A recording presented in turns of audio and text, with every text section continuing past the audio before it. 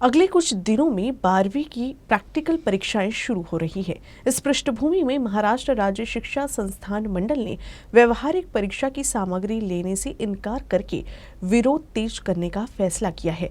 महाराष्ट्र राज्य शिक्षा संस्थान मंडल के कार्यवाह रवींद्र फडणवीस ने इस संबंध में जानकारी दी है। गेल्या 17 डिसेंबर रोजी महामंडळाची पुणे येथे ज्यावेळेला बैठक झाली त्यावेळेला महाराष्ट्र शासनाकडे व्यवस्थापनाच्या शाळांसंबंधीच्या ज्या प्रलंबित मागण्या अनेक वर्षांपासून पेंडिंग आहेत त्यासंबंधी चर्चा करण्यात आली व असा सर्वानुमते ठराव करण्यात आला की उन्हाळी परीक्षांच्या 10वी आणि 12वीच्या परीक्षांवर आम्ही बहिष्कार घालायचा।